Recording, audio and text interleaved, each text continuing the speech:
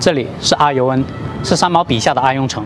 三毛是这样描述这里的：举目望去，无尽的黄沙上有寂寞的大风呜咽地吹过，天是高的，地是沉厚、雄壮而安静的。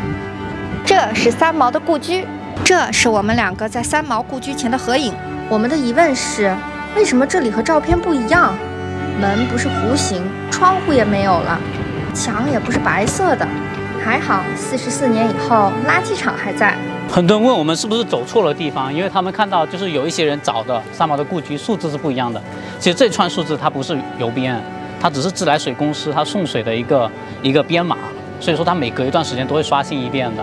然后呢，我们在这里最好不要乱涂乱画，因为现在这个房子呢已经属于其他人的财产了。如果在这里乱写字，可能会对别人造成一个困扰。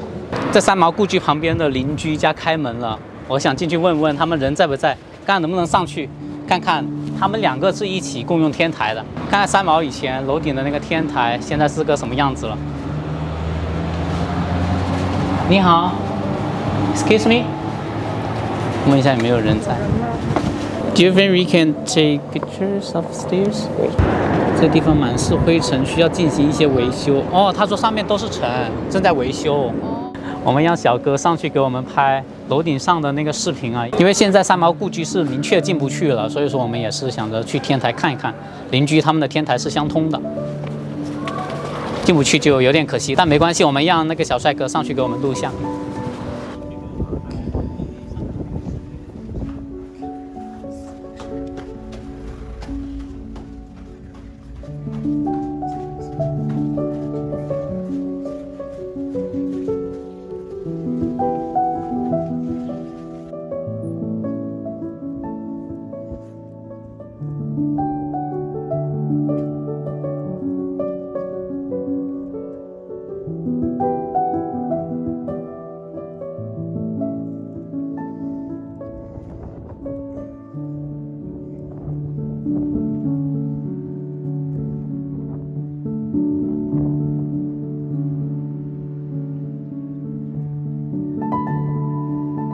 不知道大家还记不记得三毛笔下的那个哑奴啊？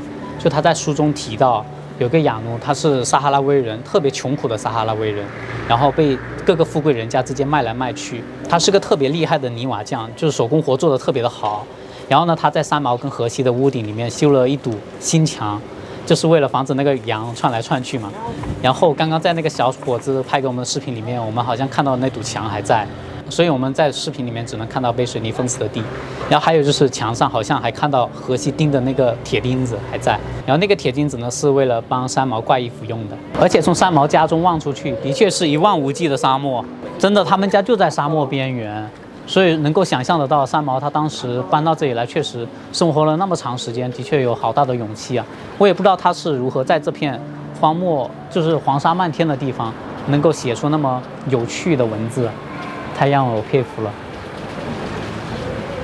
三毛说他们住在坟场区，为什么呀？因为他们两个只有荷西一个人挣钱，可能这里房价比较便宜吧。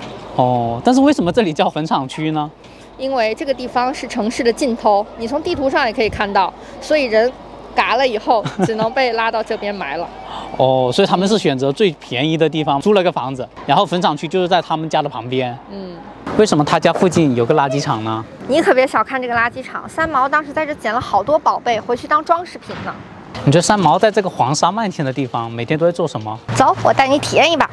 这是三毛每天都要经过的大斜坡。但这个斜坡看着也不是很远啊。可是三毛每天要提着重重的水桶，头上顶着烈日，走这么一长段路，也是很折磨人的呢。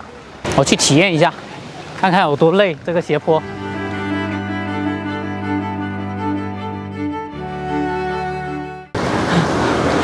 确实好吃力。现在能理解啦？对，能理解了。三毛每天在沙漠的生活也不容易啊。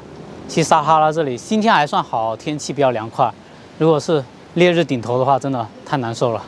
更何况他还提着水，当时水资源比较匮乏，对不对？那他就得到很远的地方提水，再回去他的那个家了。那我们开始去下一个地方吧。好，下个地方我们去哪里？去邮局。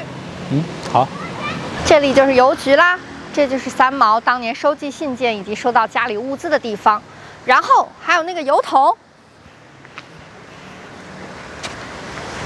这个油桶可是从西班牙殖民时期就留在这里的，所以说三毛一定是在这里收集信件的。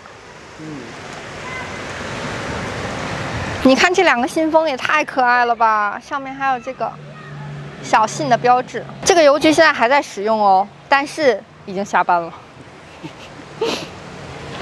关于这个邮局呢，其实还有一个挺有意思的故事，就是三毛会在撒哈拉做一些中国的饭，然后这些食材来自哪儿呢？就是他的父母从国内给他寄到这边来的，然后就是通过这个邮局，他每次都来这里取那一大堆包裹。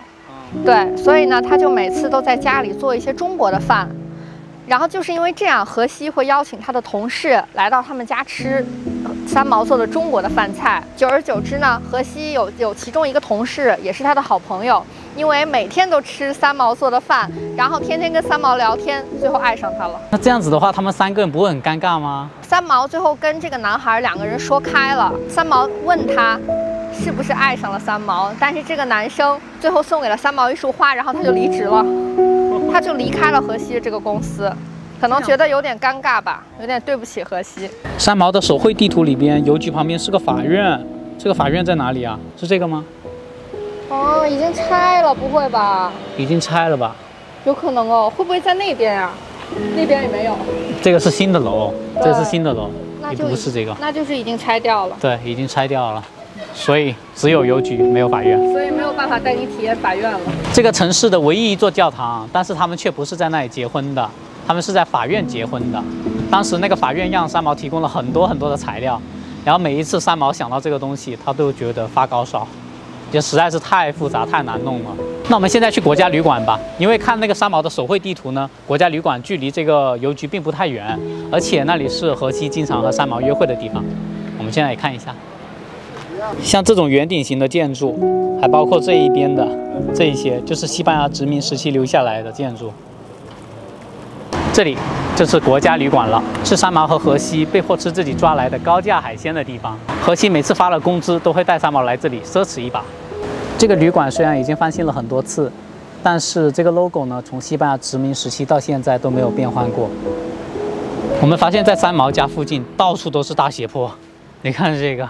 这个起码有45度了，所以说我不知道刚刚那个才是他书中所提到的，还是这个。但是我感觉呢，刚刚那个才是啊，因为它处于大陆之上，并且跟它的手绘地图有点像。然后刚刚我们问了当地人啊，原来这一片才是几十年前的垃圾填埋场，特别大一片，现在已经变成了荒地了，特别的寂寥，整片地方显得。我记得三毛在书中里面提到啊，他以前在国内带了很多药过来。然后在这里呢，就开启了一个小诊所，类似于小诊所。其实他也不是医生，所以说经常有很多撒哈拉威人来找他看病，并且他的房子比较漂亮嘛，经常有人过来敲他的门。但是现在大门紧闭，好像这一切都不曾存在过一样，就特别的恍惚吧。我觉得，如果时空能够交汇的话，我真希望现在能够进去他的家里面坐一坐，喝一杯撒哈拉威茶。对，喝一杯撒哈拉威茶。这边的女孩子好热情啊！对，她刚刚走过的时候说萌萌好漂亮，然后就走了。她说了这么一句。我怎么感觉你有点不开心？她为什么不夸我帅呢？我夸就行了，真帅，走吧。我希望别的女生也夸我。